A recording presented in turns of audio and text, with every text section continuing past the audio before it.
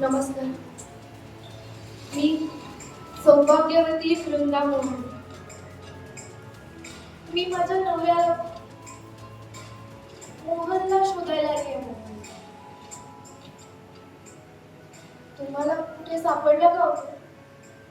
तो इथेच आहे, इथे या मुंबईत.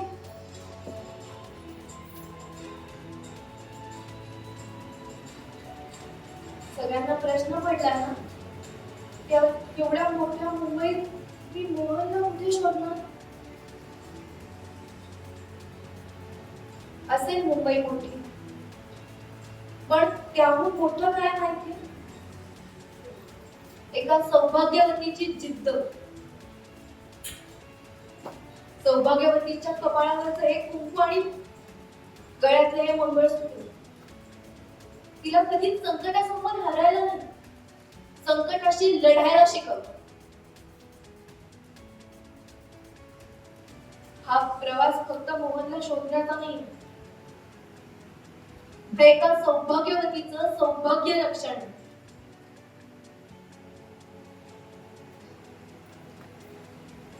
जवळपास 1 वर्ष झालं मोहन बेपत्ता आहे. सगळे लोक म्हणतात की त्याने आत्महत्या केली आहे, तो नाहीये. पण माझा विश्वास आहे, माझा मोहन जिवंत आहे.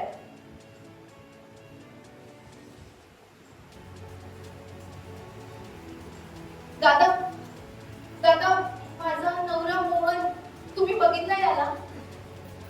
ताई ताई तुम्ही बघितलं मोहनला? ताई तुम्हाला माहितीये का मोहन कुठे आहे?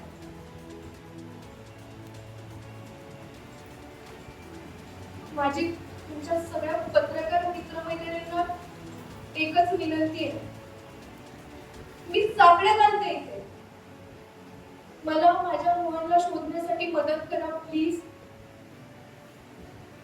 जोपर्यंत या वृंदाचा श्वास सुरू आहे, तोपर्यंत या वृंदाचा विश्वास आहे माझा मोहन सापडला. कारण इतिहास साक्षी आहे, जेव्हा जेव्हा एका सौभाग्यवतीने तिच्या सौभाग्य रक्षणाचा लढाई उचलली, तेव्हा तेव्हा नियतीने सुद्धा तिच्या प्रेमासमोर हार मानली. मी तुम्हाला विनंती करते की प्लीज प्लीज माझी मदत करा.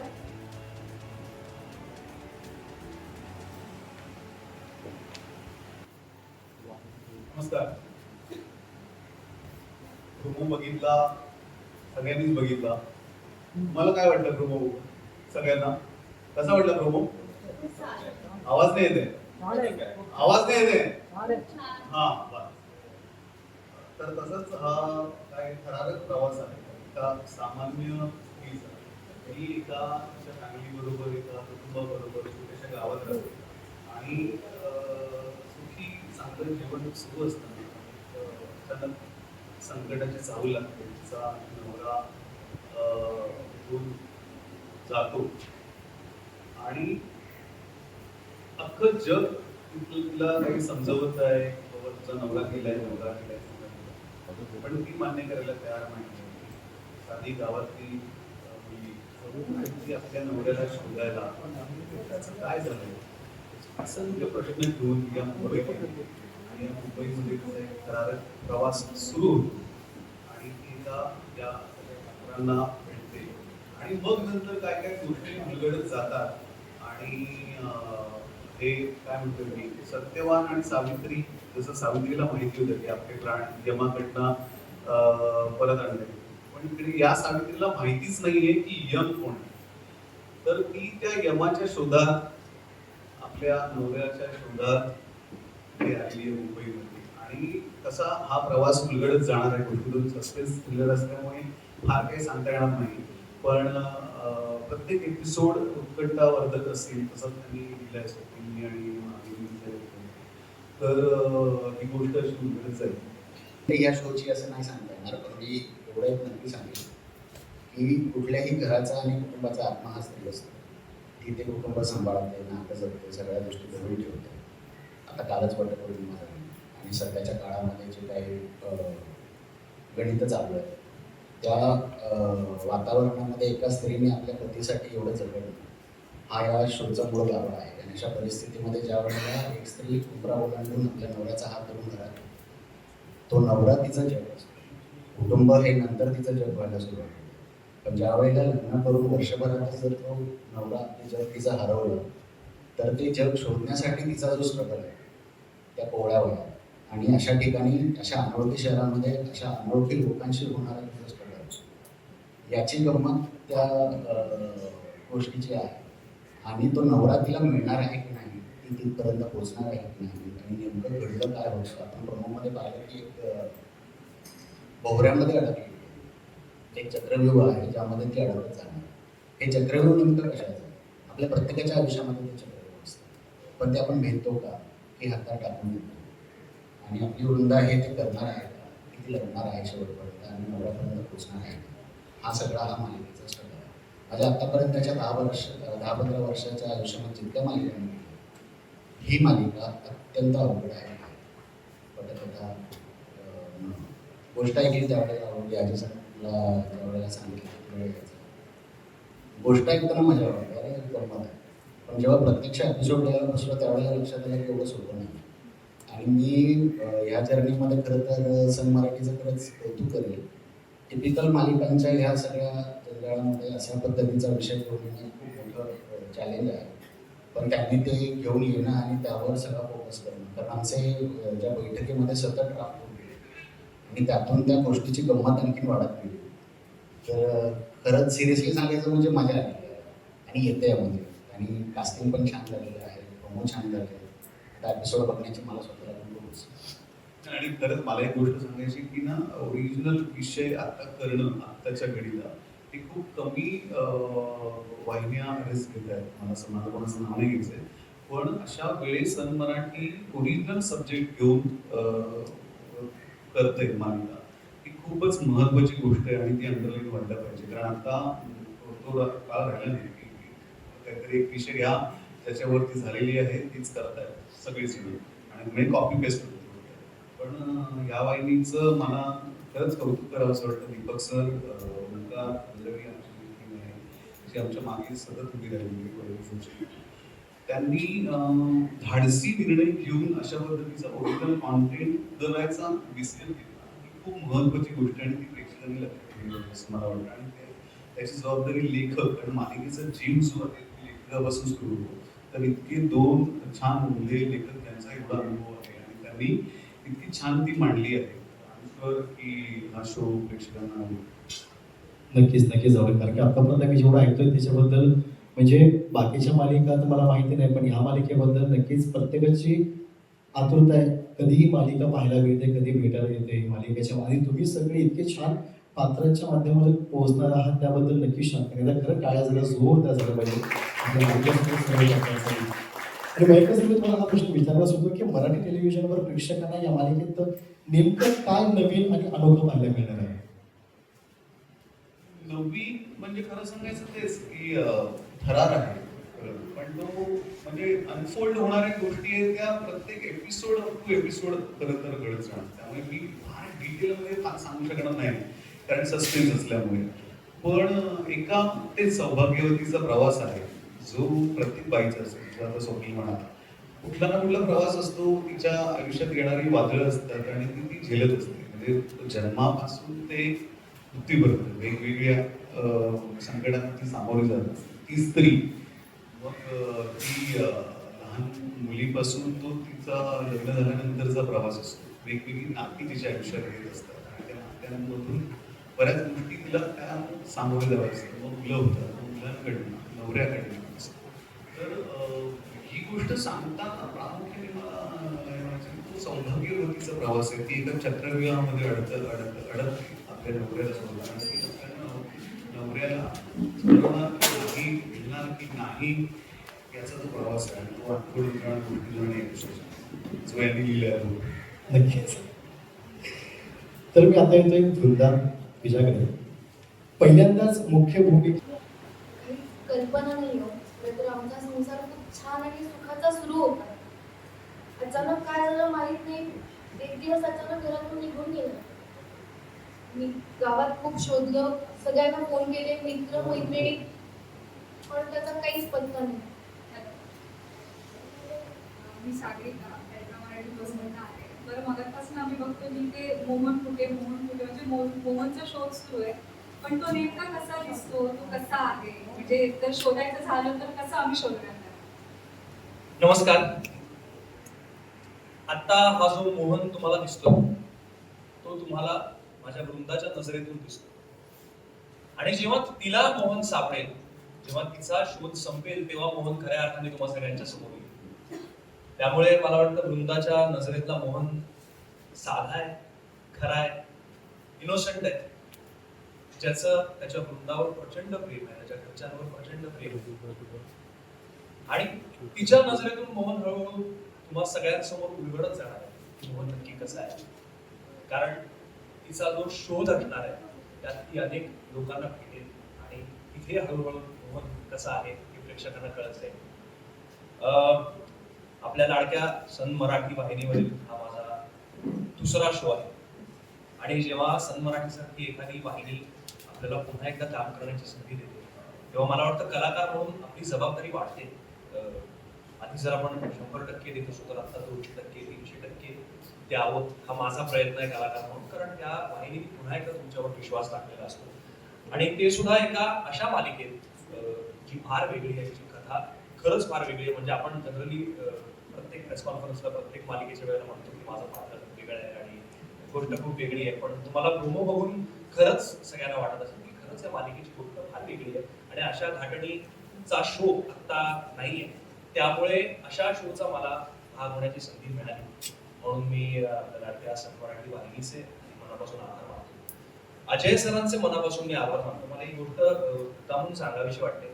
मला कदाचित लक्षात नसेल, आम्ही 9 वर्षापूर्वी एकत्र काम केलं होतं. म्हणजे मला 9 वर्षापूर्वी त्यांच्याबरोबर काम करण्याची संधी मिळाली.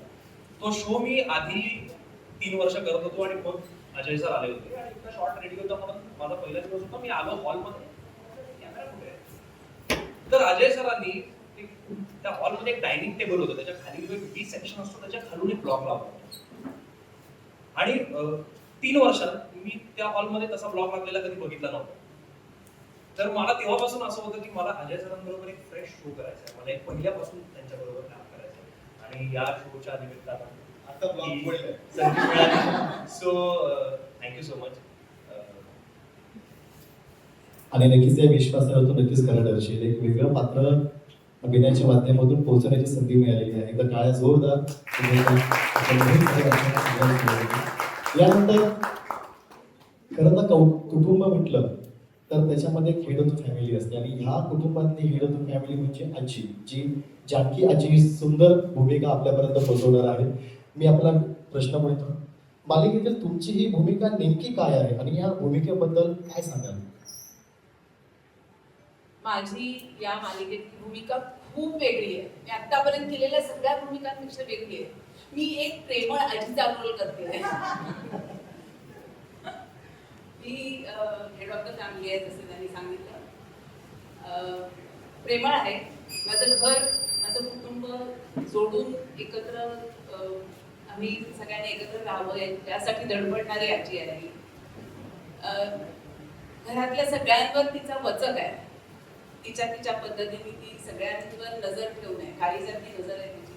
घरात काय चाललंय तिला सगळं माहिती असतं, पण तरीही ती खूप प्रेमळपणाने सगळ्यांची वागते, सगळ्यांना सांभाळून घेते, सगळ्यांपर्यंत पोचण्याचा प्रयत्न करते. प्रत्येकाचं आपापलं एक काहीतरी भूमिका आहे, प्रत्येक जण आपापला एक व्यक्तिरेखा आहे. ती कशी त्या आजीबरोबर वागते हे आपल्याला मालिका सुरू झाली की कळेलच. पण आजीचा प्रयत्न आणि धडपड हीच आहे की सगळ्यांना जोडून एकत्र सगळ्यांनी छान राहावं. पण तिचं सगळ्यात जास्त प्रेम तिच्या नातवावर आहे. आणि तो नातू कोण असणार आहे हे आपल्याला पाहायला मिळणार आहे रोज रात्री 6 जुलैपासून रात्री 9:30 वाजता. इथं टाळ्या जोरदार. यानंतर मी येणार आहे पुढील पत्राकडे. असं म्हणतात की मालिका म्हटलं की नायक नायिकाच नाही तर खलनायकामुळे सुद्धा पात्र आणि ती मालिका त्याचा TRP वाढला जातो. त्याची भूमिका प्रत्येकाच्या मनापर्यंत पोहोचली जाते. तीच एक भूमिका घेऊन परितेलंग येत आहे. त्यामुळे मी विनंती करतो पुढील प्रश्नासाठी. सन मराठीवर तुझं हे पुनरागमन होत आहे, त्याबद्दल पुन्हा अभिनंदन. त्या अगोदर प्रेक्षकांनी तुला सोजवण भूमिकेत पाहिलेलं आहे, पण यावेळी काय वेगळं पाहायला मिळणार आहे? नमस्कार सगळ्यांना. हो, माझं सनवरती पुनरागमन होतं आहे आणि ह्याच्यापूर्वी संत गजानन शेगावचे या मालिकेत अगदी गजानन महाराजांची शिष्या साध्वी असा एक रोल मी केला होता. आणि मला एका वेगळ्या गोष्टीसाठी थँक्यू असं म्हणायचं, कारण एखाद्या कलाकाराला आपण जेव्हा एखाद्या नाटकीच्या भूमिकांमध्ये बघतो तेव्हा त्याच पद्धतीने त्याच्याकडे बघितलं जातं. तर गजानन महाराजांची शिष्या ते कम्प्लीट खलनायिका हा एक माझ्यावर वेगळा विश्वास दाखवल्याबद्दल सन मराठीचे खूप खूप धन्यवाद. सनमध्ये काम करताना मला ह्याच्या आधी आणि त्या भूमिकेसाठी मला नॉमिनेशन देखील मिळालेलं होतं. आणि आता मी खलनायिका खूप वर्षांनी मी खलनायिका करते, कारण मला पोलिसी खात्यात पण बऱ्याच भूमिकांबद्दल मी बघितलं. तर खलनायिका खूप वर्षांनी करते. अजय दादाबरोबर मी पहिल्यांदा काम करते आणि मला असं कळलं की हा म्हणजे अजय दादा सिरियल करत फोन केला, म्हणाले मला आवडेल करायला. आणि सगळं जुळून आलं, कारण योग यावा लागतो असं मला वाटतं एखादी छान भूमिका तुमच्या वाट्याला यायला. तर ही भूमिका माझ्या वाट्याला आल्याबद्दल मी ग्रेटफुल आहे. थँक्यू म्हणते मी सन मराठीला, अजय दादाला, आमच्या अख्ख्या टीमला. आणि आय एम व्हेरी एक्सायटेड की खूप वर्षांनी खलनायिका मी करते आहे. तर शिवाय सस्पेन्स हो, आणि आपल्याला टेलिसोप्समध्ये किंवा दैनंदिन मालिकांमध्ये एक वेगळ्या घाटणीची सवय झालेली असते. तर तो सगळा ड्रामा तुम्हाला बघायला मिळणार आहे. पण बघितलं असेल तर एक लुक, ट्रीटमेंट किंवा ज्या पद्धतीने ह्या मालिकेला काय म्हणू आपण क्राफ्ट केलं गेलंय तो फार वेगळा आहे. म्हणजे आम्हाला सुद्धा, कारण आपल्याला सतत काहीतरी नाविन्य हवं असतं, आपण म्हणतो काहीतरी वेगळे पण हवं असतं. तर ते ह्या तिन्ही प्रोमोजमध्ये पण जाणवतं आहे. आणि अगदी खरं खरं तुम्हाला सांगायचं तर जितका सस्पेन्स प्रेक्षकांसाठी आहे तितकाच आमच्यासाठी सुद्धा आहे. म्हणजे आम्हाला सगळ्याच गोष्टींची उत्तरं अजून माहिती नाही आहेत. तर ती एक वेगळी मजा आहे. म्हणजे ते कसं अनफोल्ड होणार हे बघणं जास्त इंटरेस्टिंग असेल असं वाटतं. मला वाटतं पहिलं हे उत्तर प्रेक्षकांकडूनच मिळेल, ज्यावेळी सर्वोत्कृष्ट खलनायिका, सर्वोत्कृष्ट अभिनेता, सर्वोत्कृष्ट मालिका हे सगळे अवॉर्ड्स आपल्या घरात येईल. त्यावेळी मला निश्चितपणे खात्री आहे की तोपर्यंत सगळं उलगडलेलं असणार आहे. नक्कीच नक्कीच. धन्यवाद. यानंतर नार्वेकर सर पुन्हा आपल्याकडे येतोय. आजच्या या मराठी प्रेक्षकांसाठी ही कथा का महत्वाची आहे असं तुम्हाला वाटतं? व्यक्तिरेखेबद्दल काय सांगशील? आता नमस्कार स्वातीकडून. मग अशी सौभाग्यवती वृंदावन होती, आता स्वाती म्हणून बोलते. तर नमस्कार, मी स्वाती विनोद भिंगारदिवे. पहिल्यांदाच लीड करते, इथेच मोठा श्वास सुटतोय खरं तर माझा. मी 5-6 वर्ष झालं काम करते. कॉलेज डेज पासून म्हणा, नाटक, शॉर्ट फिल्म्समध्ये छोटी मोठी कामं, सिरियल्स पण बऱ्याच केल्यात, त्यात छोटे मोठे पात्र केल्यात. प्रत्येकाची इच्छा असते एकदा तरी लीड करायचं. आणि इतक्या वर्षांनंतर खूप खूप वाट बघून आता ते स्वप्न पूर्ण होतं.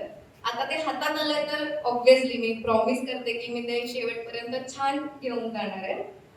पण लिहिलेलं असतं ते नशिबाच्या आधी नाही मिळत आणि नंतरही ते वेळेत मिळत. आणि मला वाटतं की आता ही परफेक्ट वेळ जुळून आली आहे स्वातीला वृंदा भेटण्याची. तर आता आली आहे माझ्या हातात वृंदा.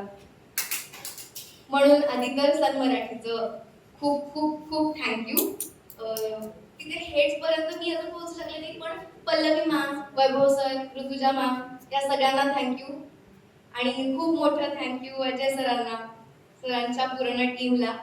हे सगळे डिपार्टमेंट्स आहेत तर मी प्रत्येकाचं नाव नाही घेऊ शकणार, पण हिला ऑडिशनला बोलवूयात ह्या माणसापर्यंत, म्हणजे सोहमने बोलवलं होतं त्या माणसापासून सन मराठीपर्यंत सगळ्यांना खूप थँक्यू. तुम्ही एवढ्या विश्वासाने माझ्यावर ही जबाबदारी दिली आहे आणि मी प्रॉमिस करते की मी ती 100% पूर्ण करेन. यासाठी तुम्हाला खूप खूप शुभेच्छा. नंतर येणार आहे मोहनकडे आता संग्राम. मला वाटतं ही एक उत्तम प्रभावशाली स्ट्रॅटेजी आहे.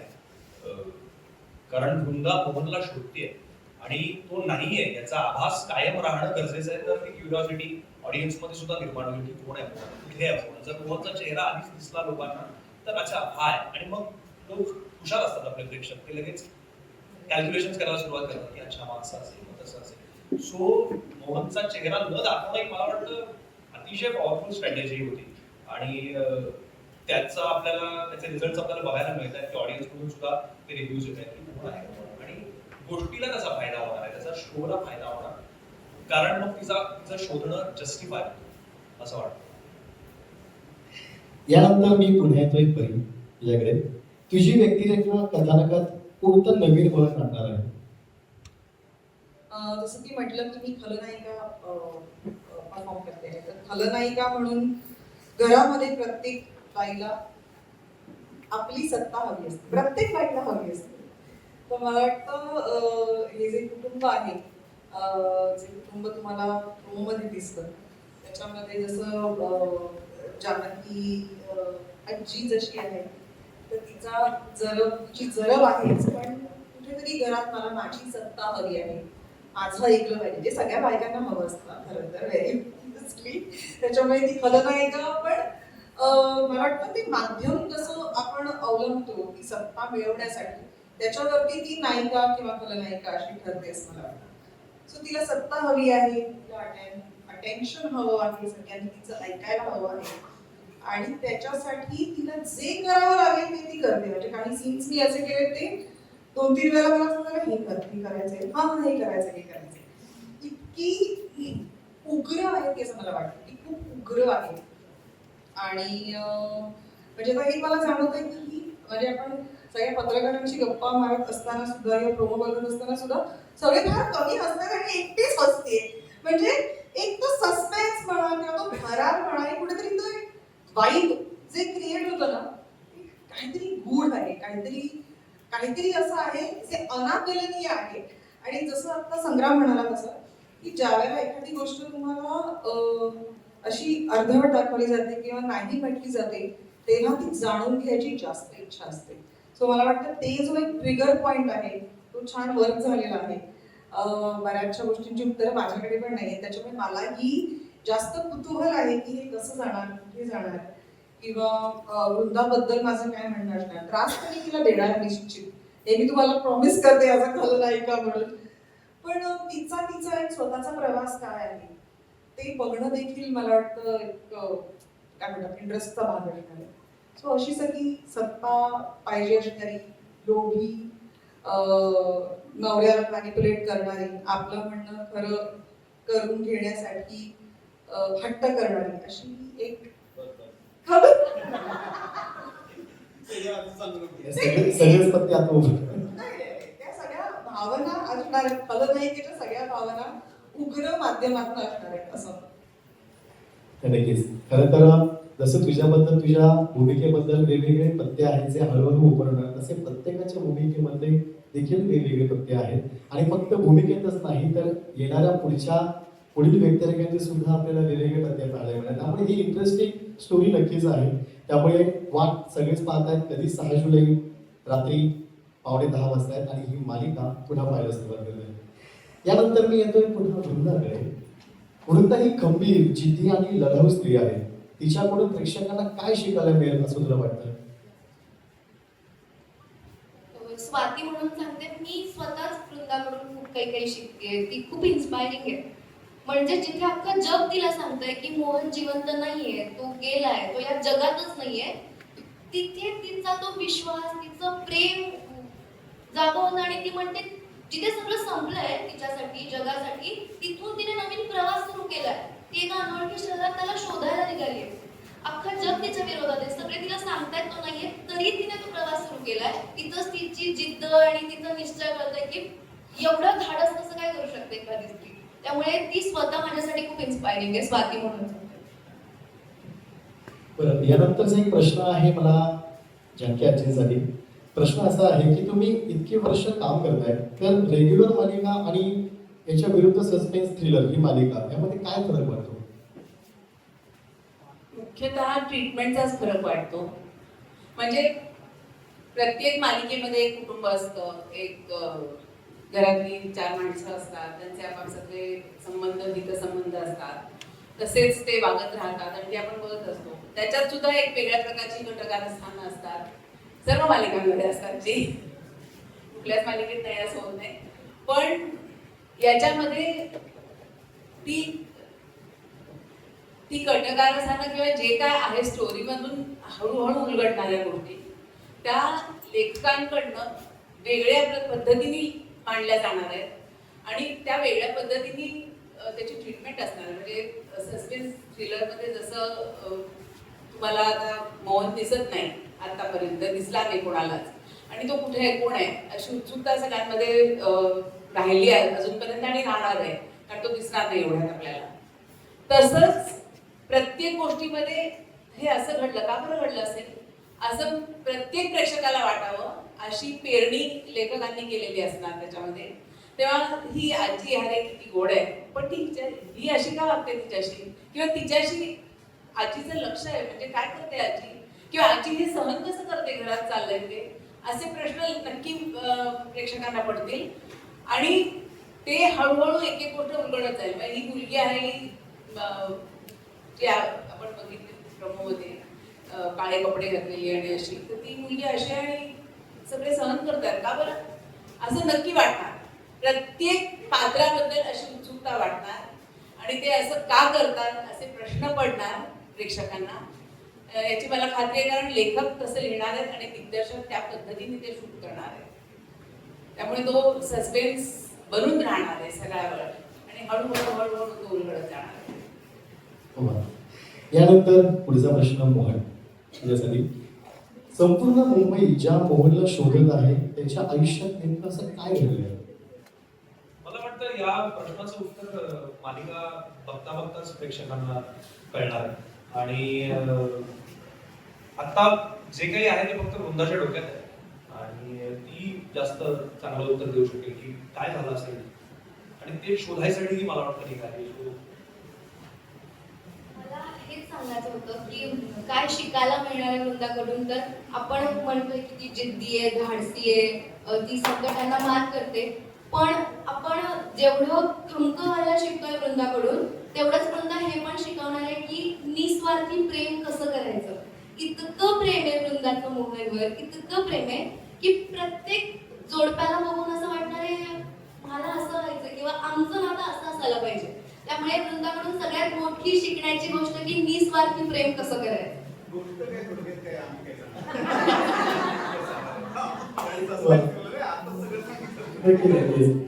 नमस्कार, मी स्वाती विनोद भिंगार दिवे म्हणजेच सौभाग्यवती वृंदा मोहन यामधली वृंदा. मालिकेचे प्रोमो सगळ्यांनी बघितलेत. प्रोमो बघूनच लक्षात येतंय की काहीतरी सस्पेन्स थ्रिलर हॉरर काहीतरी आहे. तर हो, मालिका खूप दृढ आहे. त्यामध्ये खूप काही रहस्य लपलेली आहेत. जसं जसं तुम्ही मालिका बघत जाल तसं तसं रहस्य उलगडत जाईल आणि तुम्ही त्यात गुंतत जाल. ही मालिका काय वेगळी असते? हेच की नेहमी सारखा टिपिकल ड्रामा शो नाहीये. घरातल्या फॅमिली जे काही ड्रामा होत असतात, सासू सून प्रेम, हे एवढंच नाहीये. हे सगळं पण मिळणार आहे बघायला, नाही असं नाहीये, पण त्यासोबत एक हॉरर सस्पेन्स गोष्टी आहेत ज्या म्हणजे शो मध्ये जे काही घडतंय, जे काही जे गोष्ट जशी घडतीये, जशी गोष्ट पुढे जाईल तसं तसे पैलू अजून उलगडतात. तर मालिकापेक्षा याचे वैशिष्ट्य काय आहे? मी हेच सांगेल की आपला शो हा टिपिकल ड्रामा शो नाहीये. यामध्ये प्रत्येक सीन, प्रत्येक जे कुठले सीन होणार आहेत, प्रत्येक जे कुठलं पात्र असणार आहे त्याच्या मागे एक बॅक स्टोरी असणार आहे, त्याचं एक सेपरेट काहीतरी म्हणणं असणार आहे जे गूढ आहे, जे लपलेलं आहे, जे तुम्ही मालिका बघत असताना तुम्हाला हळूहळू कळेल. मालिका करतानाचे काही अनुभव? आता तर 1 महिना झालाय आम्ही शूट करतोय. एका महिनाभरात खरं तर खूप काही झालंय, पण मजेशीर गोष्ट अशी की भीती वाटते मला स्वतःला पर्सनली. भूत प्रेत आणि अंधार या सगळ्या गोष्टींची भीती वाटते आणि मोस्टली आमचे सगळे शूट्स आतापर्यंत नाईटचेच झालेत. त्यामुळे खूप सारे प्रँक्स झालेत, खूप मज्जा मस्ती झाली आहे. त्यामुळे बघायला तुम्हाला भीती जरी वाटत असेल तरी आम्ही इथे खूप मज्जा मस्ती करून शूट करतो. ही मालिका का करावी वाटली? ऑब्व्हियसली पहिली गोष्ट तर पहिली लीड सिरियल आहे, तर पहिलं लीड जेव्हा येतं तेव्हा मी तर वाटच बघत होते या अपॉर्च्युनिटीची की कधी ती मला मिळेल आणि मी कधी ग्रॅब करेल. त्यामुळे करणार तर होते मी देवाला थँक्यू यासाठी म्हणते की नशिबाने माझी पहिलीच मालिका इतरांपेक्षा काहीतरी वेगळी आहे. सस्पेन्स आहे, थ्रिलर आहे. मला स्वतःला कॅरेक्टर, पर्सनॅलिटी म्हणून काहीतरी वेगळं करायला आहे. त्यामुळे थँक्यू सो मच सगळ्यांना, की तुम्ही प्लीज प्रेम देत राहा. तुमच्या प्रेमाची आणि तुमच्या आशीर्वादाची गरज आहे. प्रेक्षकांना काय आव्हान करणार? प्रेक्षकांना आव्हान काय करणार? प्रेक्षकांना हेच आव्हान करेल, की रोज रात्री 9:45 वाजता घरातून हलायचं नाही, सन मराठी बघायचं. हेच आव्हान आहे तुमच्यासाठी. तुम्ही साथ सोडायची नाही शेवटपर्यंत. मोहनचा शोध कुठपर्यंत होईल? आता मोहन सौभाग्यवती वृंदाच्या हिमतीची आहे, ज्या ताकदीची आहे, जोपर्यंत मोहन तिला भेटत नाही तोपर्यंत तिचा शोध काही संपणार नाहीये. त्यामुळे तुम्ही रोज सन मराठी बघा, तिच्या प्रवासात तुम्ही सामील व्हा, बघू कुठपर्यंत प्रवास जातोय. थँक्यू.